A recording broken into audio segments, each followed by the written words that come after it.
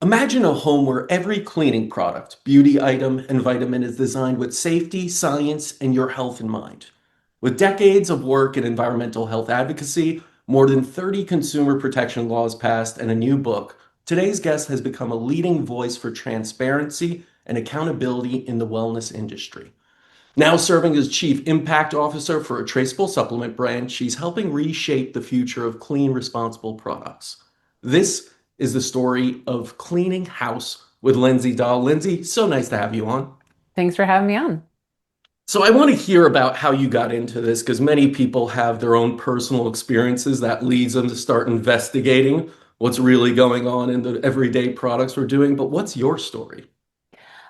You're right. A lot of people do come to this work through kind of personal health or family health experiences. I actually came in a totally different route. I was really focused on sustainability and protecting the environment after I had graduated from college. And there wasn't a lot of work in that field when I was young, and I didn't have a lot of experience, but I got this job kind of low entry level work working on environmental health. And what I saw was a consumer safety issue. And the focus was about getting toxic chemicals out of children's toys. And I'm, 22 years old. Children's toys, consumer safety is not nearly as cool as things like climate change. So I kind of reluctantly took the job. And turns out I quickly realized that people may not have the same kind of passion for the environment out there, ecosystems that they don't have, a connection to, but they certainly care about their home environment. And so using the bridge and the mountain of peer-reviewed science around toxic chemicals in products in our home quickly became a way for me to help translate a bigger connection to how these eventually become global pollutants. Right. And then you went on, you wrote this book. What was the catalyst for the book? Was it just all the years you already had and just wanting to bring awareness, or was there a specific, initiation point that led you to write a book about this? Yeah, it was in the middle of COVID and people kind of transition from getting a lot of their information from news sources or organizations through influencers on social media. It was like a pretty dramatic shift. And rightfully so, there's a lot of confusion at the time about health and health information. And I saw the early seeds of what today I'm calling wellness wars. So it's either like, the black spatula is going to kill you. You have to get rid of it today. Or don't worry, there's nothing wrong with a black spatula. There was like no nuance. And in a topic that I had known, the science is really complicated around environmental health. And it really depends, which toxic chemical exposure in your home could potentially have health impacts. And so I saw the opportunity to kind of buck what I was seeing on social media and go analog and write a book. People still read books, thankfully, especially when it comes to health. And I thought, we're only about like halfway through the fight to rid our homes and communities and workplaces of toxic chemicals. There's been so much progress. I wanted people to see and feel the hope of what we have done, but also kind of cut through the noise and just have a very pragmatic approach to helping people make better decisions. Because my fear and why I wrote the book is that if we just distill this down into these fabricated wars online, which I don't think there really is a war of information, then we're going to really lose a lot of progress.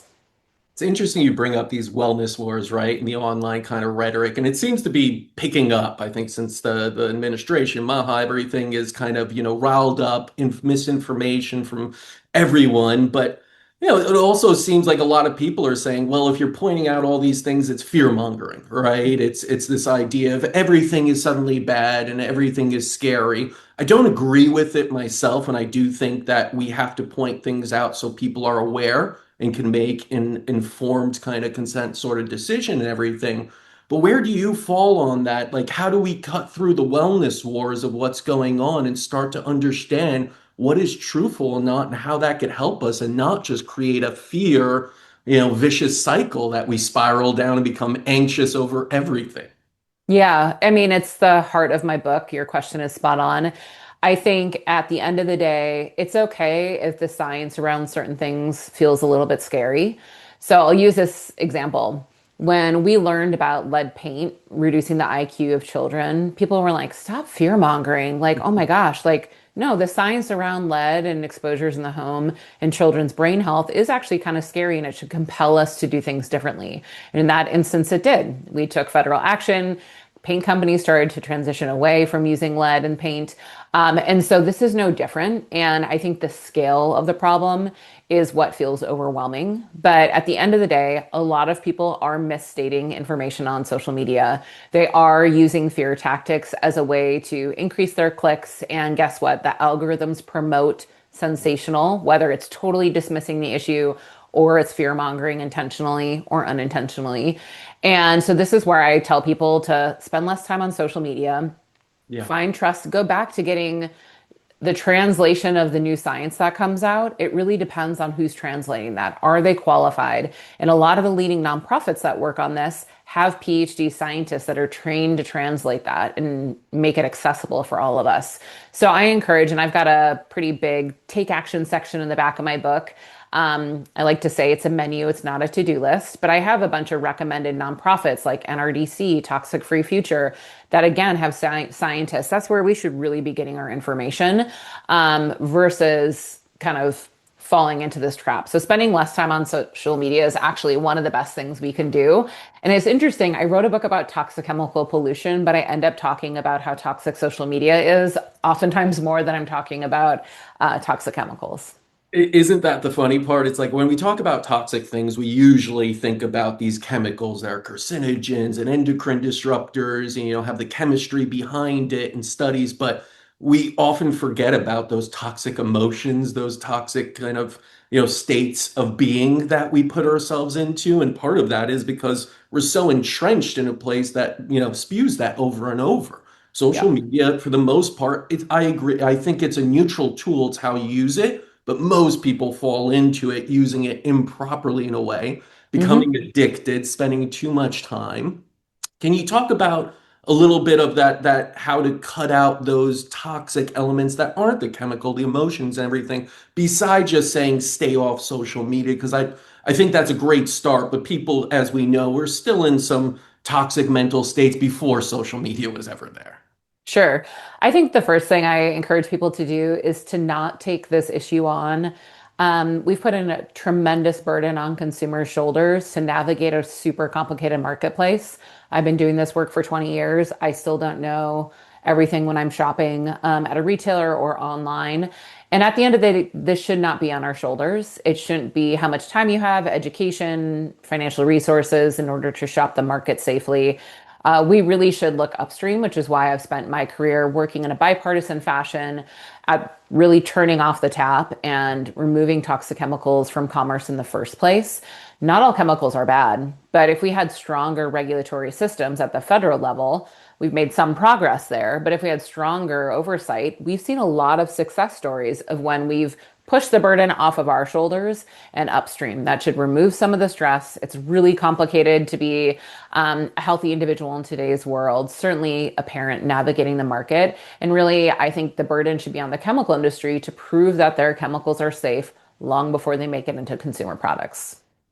And how do you feel that that's going? Because obviously this has been around for a while. I remember having a guest on, Dr. Mary Schoenberg, who was talking about fragrances, right? And it started years ago when Coco Chanel was basically saying, hey, this is our IP. We can't tell you what's in this fragrance, but we could put a bunch of phthalates and things in there and say it's our IP and never have to list it. And that's where you started to get this idea of Febreze everything having fragrance, but not really showing what exactly that is. Is it anything harmful? Is it just, some scents that are natural? But it continued on into this day, it's allowed. And there's lots of instances like that. Do you feel that it's gotten better, or are we still kind of in this corporate clutch of where they're really trying to protect IP while also harming potentially without consumers knowing what is what? We have made so much progress, Yeah. and I'll tell you how and why. So, just keeping in the beauty industry for a second, 10, 15 years ago, the majority of brands selling on the marketplace hadn't even addressed the kind of top priority chemicals of concern within beauty and personal care products. So, certain phthalates, different types of pigments, for example, and preservatives.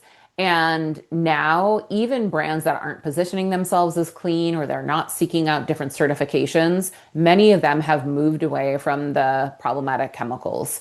So there's been a tremendous shift. Now, that's just the low-hanging fruit. There's a lot more work the beauty industry needs to do to clean up its ingredients and better focus on safety. But that's just one example. Fragrance you gave was another good example. So 15 years ago, there weren't any brands that were fully disclosing the ingredients used in their formulas. Now, certain brands have really helped kind of like crack open that IP argument you mentioned. A lot of the mainstream incumbents still have undisclosed fragrance. But again, once you get that first domino to fall, now it's really common. Like if you shop at Credo, the online beauty retailer, you're going to have full fragrance and ingredient disclosure for a lot of those brands. So this is stuff that we didn't even think was possible. And certainly 20 years ago, people would just glaze over if you ever talked about any chemicals across any product category. And now there's a really rich understanding across the United States of people that really are aware of these different issues. Right. And you bring this up in the book and also on your blogs and everything about this idea of greenwashing. A lot of companies have moved, but is it truly a, benevolent type of thing, or is it just a marketing thing? And I know you wrote about Sephora, they're kind of in litigation over their natural organic parts of it. Mhm. How can consumers start to understand if something truly is natural organic, which everyone's using as a marketing term now, versus something that's truly good, because it's not all the same, right? You could say a lot. And I've had people on saying organic doesn't mean that they don't use this or that, that it's actually great for you. It could just be Mhm. a buzzword. So how do people, make sense of that? Yeah, it's complicated and it depends on the product category, but I'm going to give, your listeners and you a few kind of concrete tips. The first of which is greenwashing still happens, and I see it all of the time. But there are certain certifications that I really look that I think are credible. There's many certifications that are kind of perpetuating greenwashing, but for household cleaners, for example, I encourage people to look for the EPA Safer Choice logo. It's green and white. You have pretty good confidence that that's going to be a good cleaning product if you see that. For beauty and personal care, EWG verified and made safe are my priority certifications in that space. And then for supplements, I look for Clean Label Project certified. And so those are like good ways to at least cut out some of the noise within the marketplace. The second thing is I encourage people to ask companies hard questions. Are you screening your ingredients for safety? Do you have anyone on staff managing these programs? That's probably the biggest thing that I see is that companies that are building an entire brand and platform around safety, sustainability, non-toxic and clean, and yet they don't have a single expert on staff like myself to help guide those programs. That's probably the biggest red flag that I have that I see. So those are some of the like best tips. And then people can also check out a website, heyhildy.com, where companies are assessed. And it's really across both safety, sustainability, and accountability. And it's really kind of the next generation, looking for the next generation of companies that are on the forefront.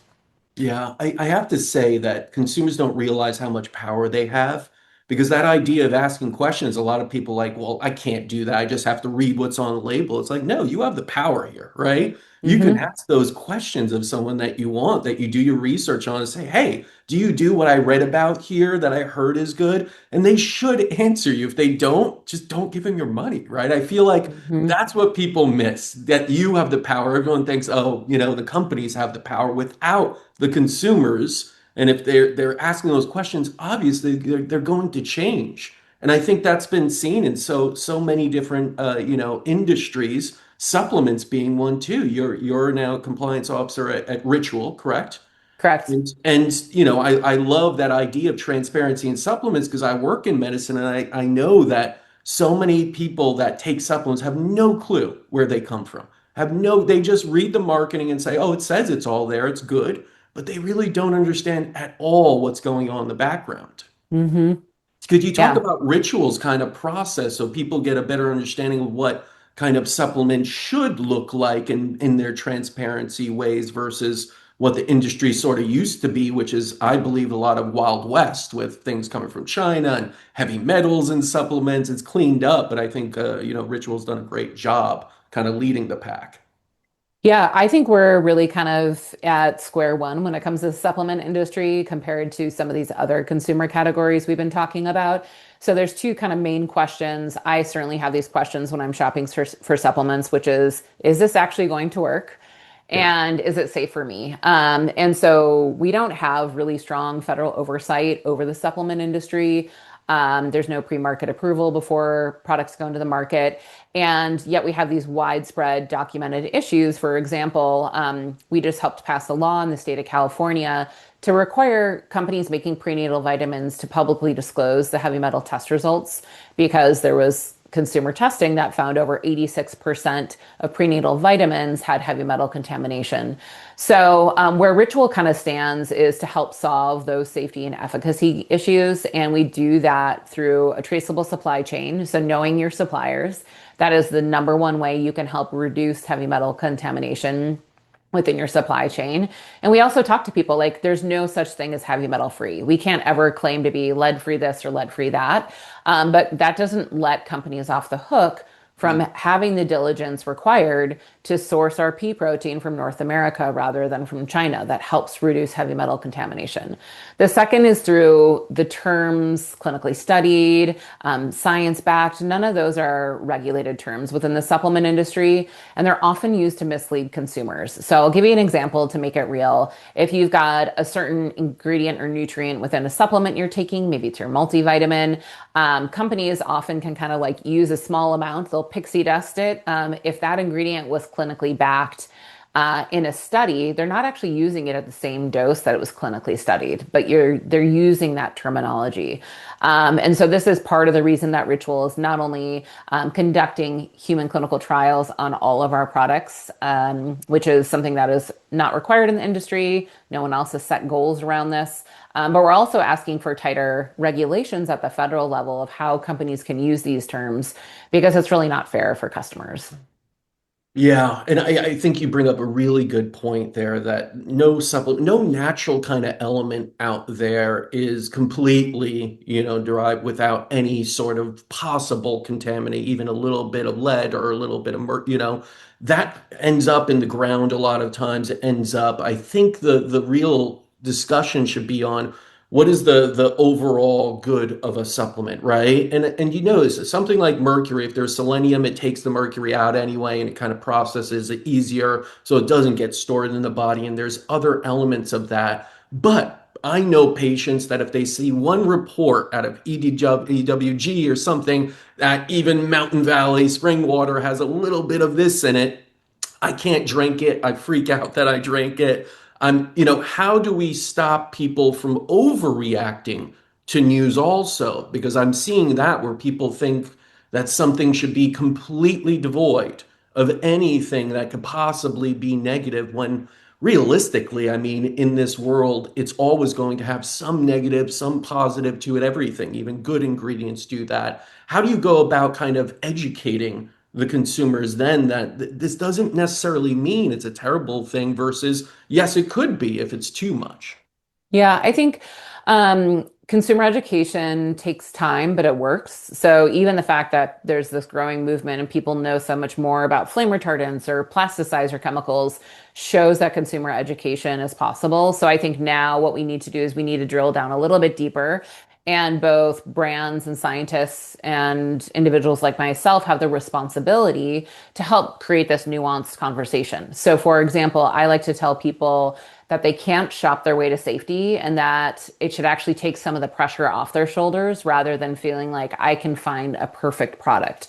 So I think using stories is a helpful way, which is why my book is based on storytelling through my career. It's meant to make it accessible. But if you think about like sweet potatoes and kale, those are very healthy foods. They naturally are going to have some level of heavy metal contamination because they're grown in the ground.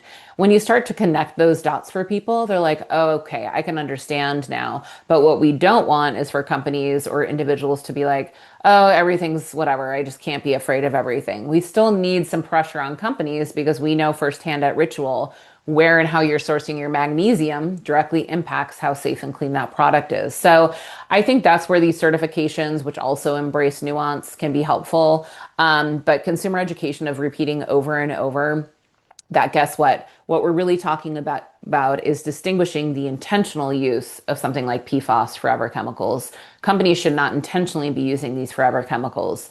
But pretty much if you test anything out in the market, you're going to find some residual effects of PFAS because they're global pollutants. So getting the consumer to understand the difference between those two is something that I'm really focused on and part of why I wrote the book.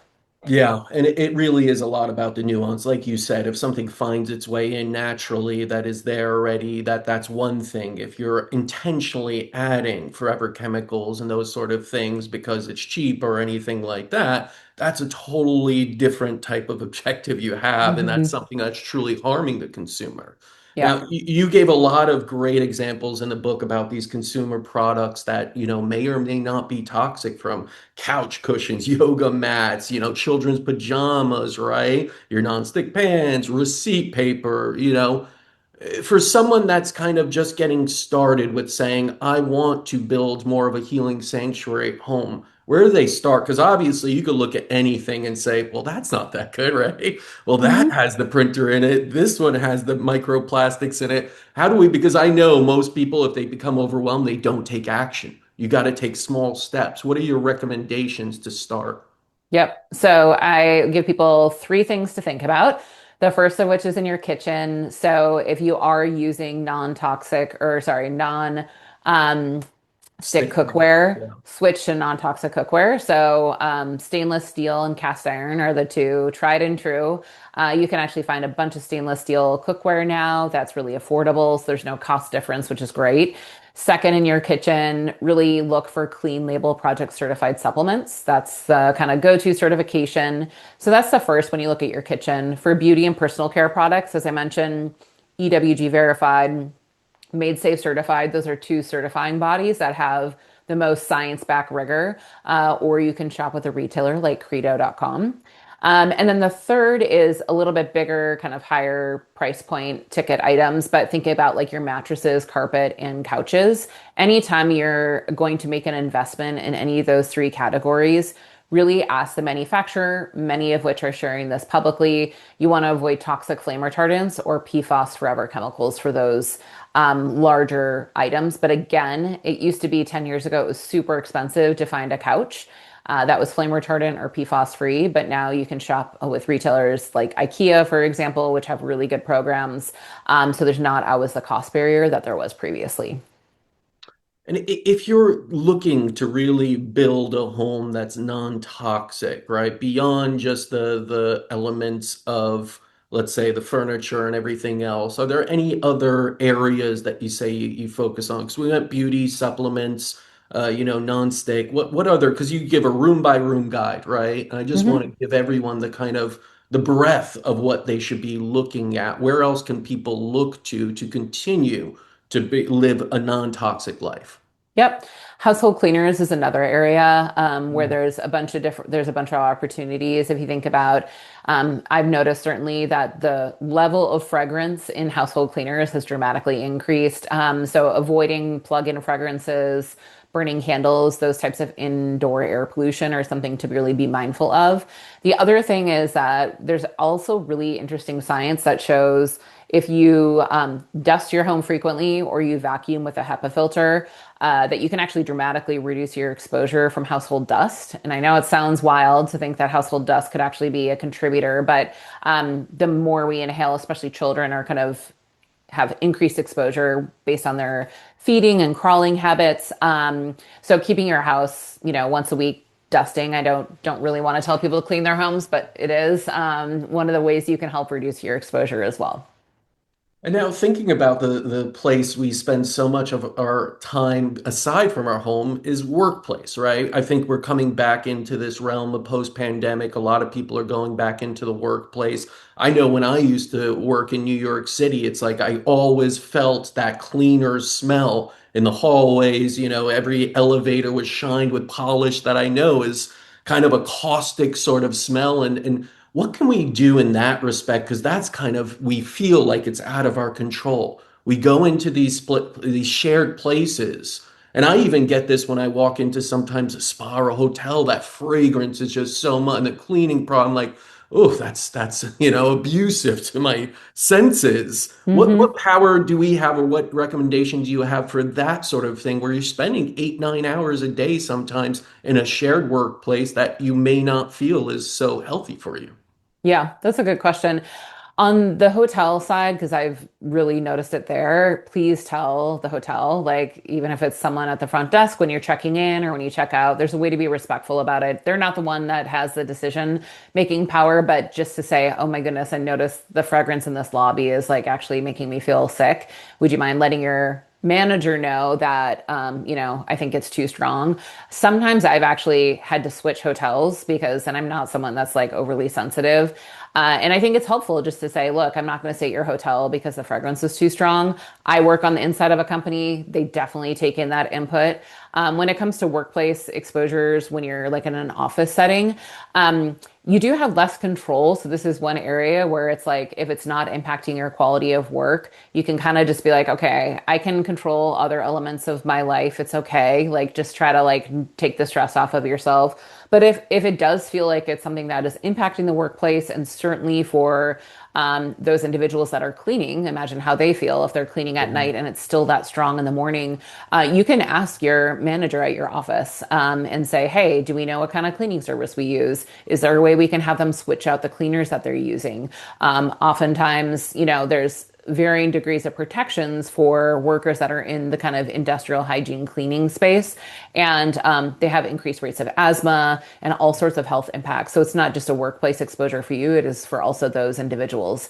So it doesn't hurt to ask. And I'm sure if you're feeling that way, others are as well.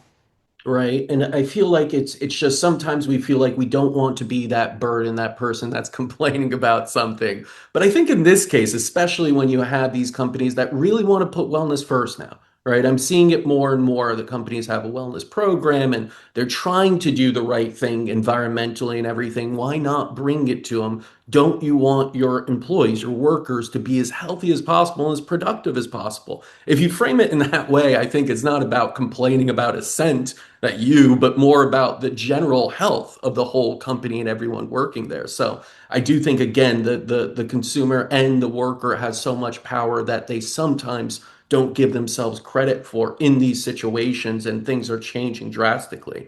Now, I want to ask you because I'm curious, when you're writing this book, was there anything surprising that came to you in the research that kind of, you didn't expect to see?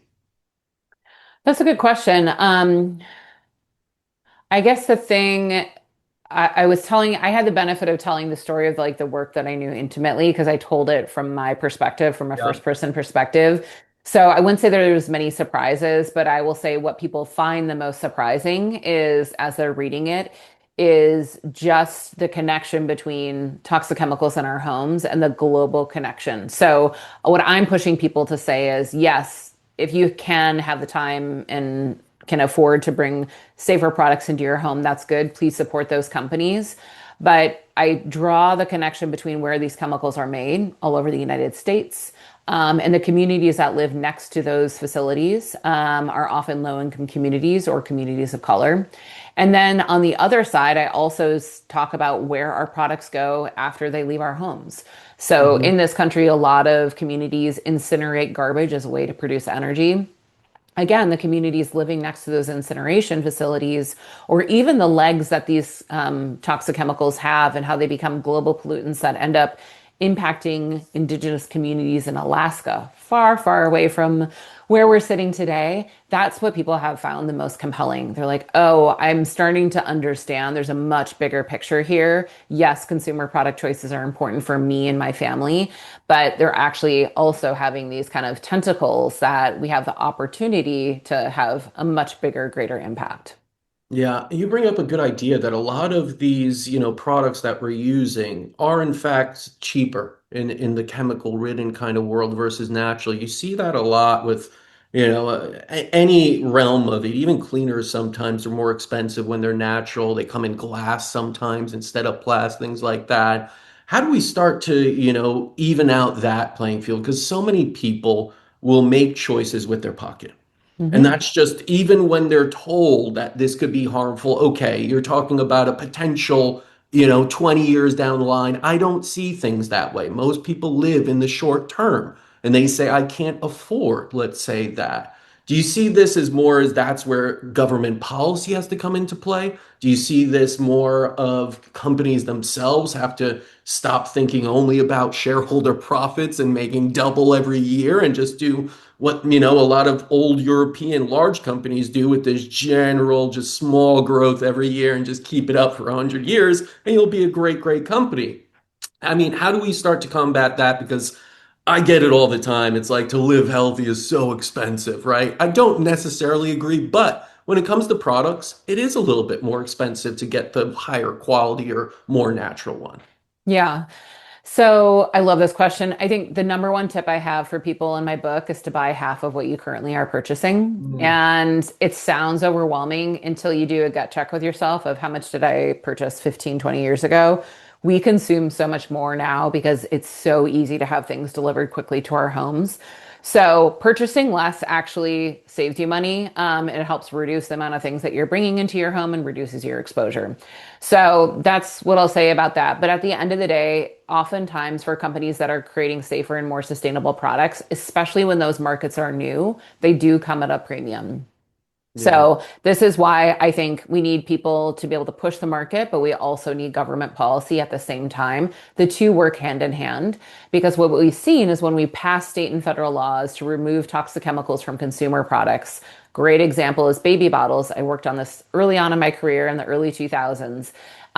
When you ban BPA from baby bottles, it doesn't mean that suddenly there's no baby bottles on the shelf. It means that over time, you can still find plastic baby bottles today that are just as affordable as everything else. So, government policy and having regulations that remove these toxic chemicals actually makes products safer across various price points. And that's why I do think the social justice or economic justice part of this conversation is really critical because again, you shouldn't have to have a certain bank account in order to shop for safer products in your family. And how do people who aren't right now involved in such social justice initiatives and everything? How do they become more involved? Because I really do think this takes a community. This doesn't take a few individuals that are truly sticking their necks out, such as yourself, to make the difference. I think awareness is a big part of it, but of course, action needs to come with that awareness for real change to come about.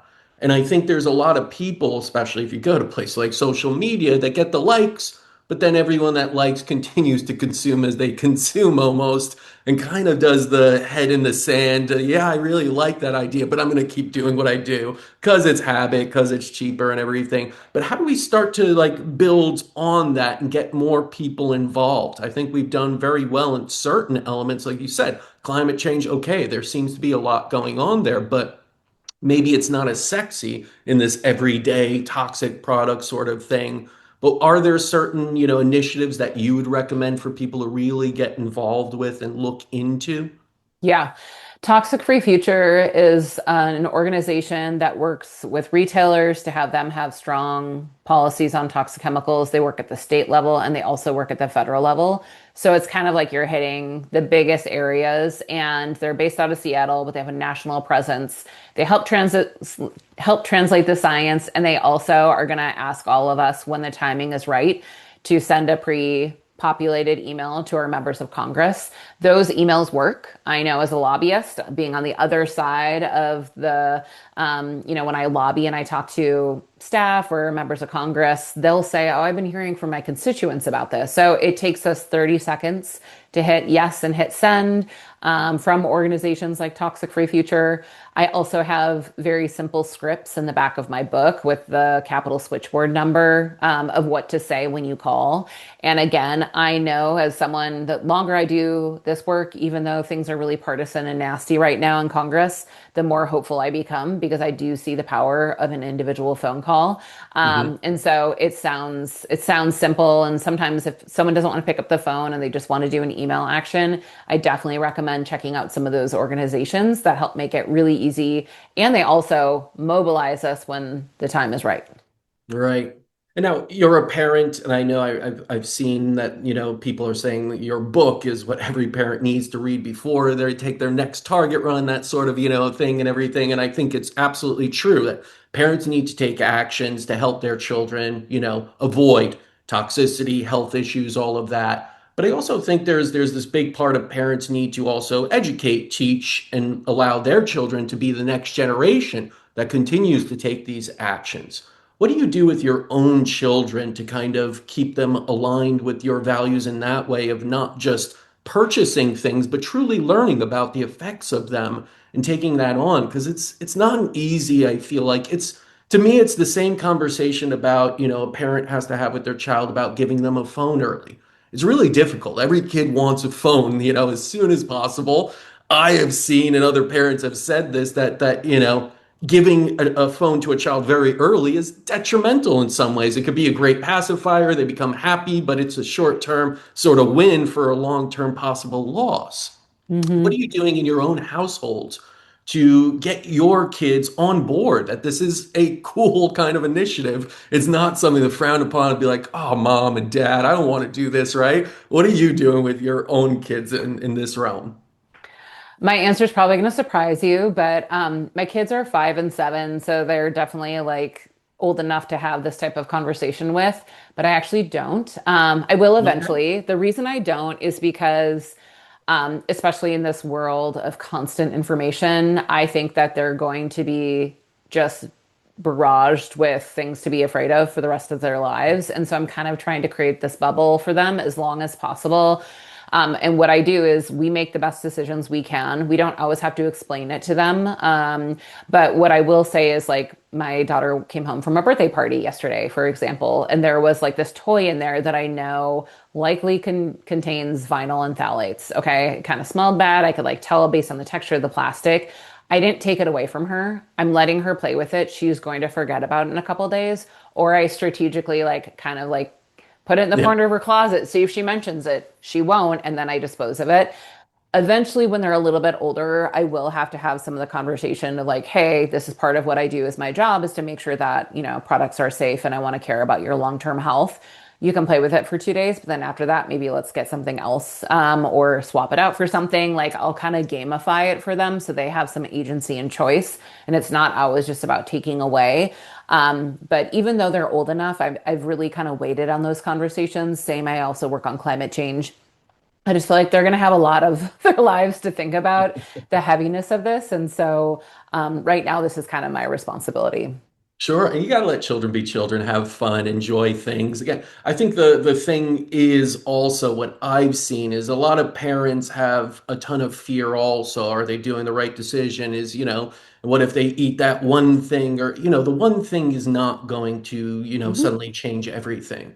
I think there's this great analogy of every child, every person is born with a hereditary bucket, right? And that bucket, every drop of toxin could go in. You have a spigot through your organs of elimination that take it out. And if there's too many, if it's raining all these toxins in over time, it will come to a point where it overflows, and that's where you get symptoms, disease. But one or two drops here and there, and especially in children who have wonderful, kind of elimination pathways and aren't burned yet, isn't a big deal. And in some ways, you're right. The fear of the conversation may react more negatively, even though truthful, than the actual process of allowing a child to play with a toy that may have some negative, but overall, they're having a positive outcome out of it. So I think that's where also, a lot of people that bring up this fear mongering thing, it is truthful that awareness is great, but at the end of the day, having the ability to enjoy life somewhat while making good decisions overall that are in the more, kind of positive way is the healthy way forward rather than being that person. You can't eat this child, you can't do this child, you can't, and really kind of creating a negative feeling around everything they do. It's But also yeah, similar, just to jump in real quick, it's also please. similar.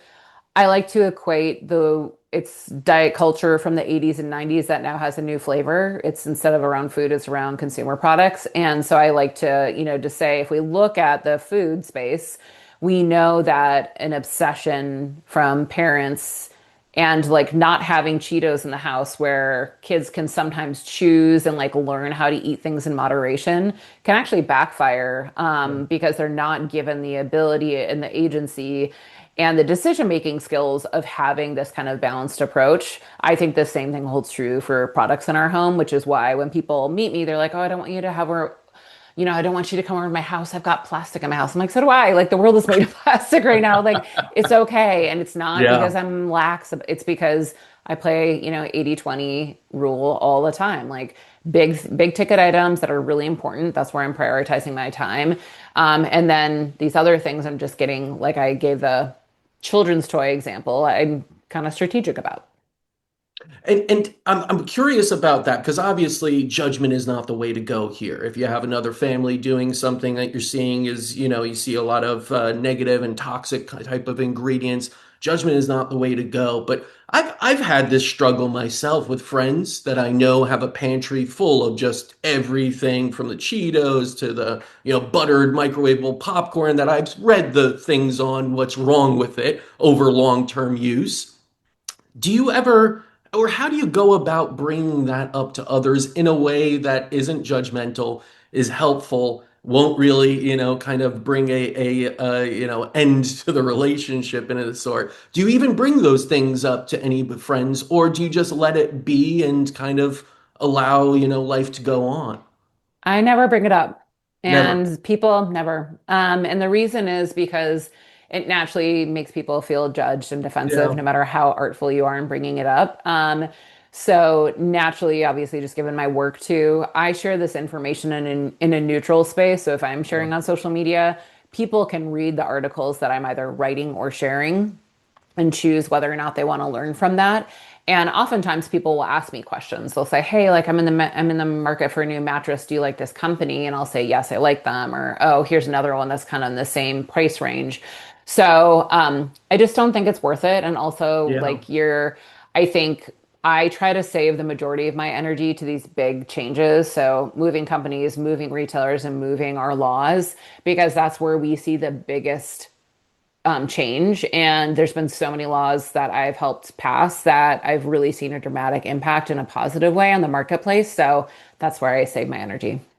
Yeah, I've realized that in my own experience as well. When I was younger and kind of starting off in my career and knew all these things about health, I would try to kind of preach to people, right? Hmm. To friends and anyone who would listen, hey, you shouldn't be doing that, right? It backfired. They didn't Yeah. want to hear it. It caused tension, right? When I just put out information in neutral space with just my intention is to help, anyone that listens can listen, but I'm not going to force it on anybody. That's Hmm. when things started to change and people would come to me, those old friends that'd be like, hey, leave me alone. I'm going to do what I want, right? They would start to come and say, hey, what was that thing you were talking about that one? And they start to get interested on their own. So I feel if anyone's listening to this and, really feeling that they're living this non-toxic life, they want everyone to live well and everything, that the best thing you could do is just be an advocate in a neutral space. Hmm. And from there, people will come to you. I'm sure you get lots of questions now, and the book has opened this up to that interest. And I think that's beautiful because that comes from a loving place of, I want to learn more. I'm not being forced to learn more. And I think even children, once they start to age, as you said, and get a little bit, more interested in these topics, will then come to you and say, hey, what else can I do to help me on my own journey to being the healthiest and happiest person? So I feel like that's a big part also of why I love kind of books like yours and everything, because it's not just forced down, it's not pushed upon people. It's just this source of information and do what you will with it. But I do think that there is a changing kind of tide of things where you saw these chemicals come in and more, but I'm starting to see it's pulling back out. Would you agree with that? That now the tide is kind of shifting and companies are trying to be a little bit more responsible, even if that means lesser profit? I don't know if companies have gone as far to like do it when it comes like the profit intersection. Yeah. That's where I have a question. But yeah, I definitely seen that companies, there's a new standard that companies like this isn't something you can ignore anymore. Whereas before it was like, oh, is this going to be a trend that goes away? This is not a trend. People really care about products, and it's clearly shown that it translates across the partisan divide. People of all political parties want safe products for their home. And so the degree to which companies are getting ahead of that and really creating these strong programs, those are going to be the ones that actually have more profit long term, because those that are fast to the market are really meeting the needs of, again, a sentiment that I don't see going away anytime soon. Yeah. Lindsay, what are you most kind of excited for in the future that you're seeing maybe starting or happening right now that you'd love to see continue on? I mean, there's so many things I think there, and even in the book that you write about that are moving. But is there anything that excites you about the future, whether it's supplements, what your work, anything? Yeah. I'm excited daily by the work that we're doing at Ritual. But I Mm, do think the thing that I take the most energy from is how much awareness and conversation is happening in the supplement industry around these safety and efficacy gaps that we're seeing. Again, I've been at Ritual for now 4 years. When I started 4 years ago, it felt like Ritual was kind of the lone voice out there. We're certainly the only company that's proactively asking for more oversight and regulation for our industry. mhm, But at least I'm seeing that consumers are skeptical in a healthy way. Our CEO has this great thing that I just feel like encompasses. We've gone from the trust me era of wellness, which is when Ritual started, to now prove it. And that shift mhm, is because consumers are like, wait, no, no, prove the efficacy. Like, what do you mhm. mean by clinically backed? What do you? And so the fact that people are asking harder questions about their supplements makes me really happy because, again, we don't want to be in a situation where people are kind of blindly taking a lot of these supplements, and not really knowing, number one, is it worth the money? Is it having the intended impact? And are these companies actually looking out for the safety of their products? Absolutely. And I think that's really important because I always say quality determines results. And if you don't understand the quality of any supplement, where it's from, then you're kind of, blindly ingesting things. And that's not a good thing either. So I think that's really important for this industry to really prove the quality, improve the efficacy of everything. If you had, someone ask you what are three things, that would be most impactful for their health, whether it's, doing when they're home or anything, what would be your three? Hmm. First one, get enough sleep. We don't sleep Big one. enough. The Big like one. hustle Yes. culture of like, oh, no, like get enough sleep. It's the first one. Second, get rid of your PFAS coated cookware. Mhm. That is one of our biggest exposures to one of the most high hazard. That's like the intersection of high hazard class and high use. And then the third thing I would recommend is let's see, what's the top three? I would go back to Clean Label Project certified supplements. Look for brands that are CLP certified. Those are kind of three of the biggest areas that I would really push people to think about.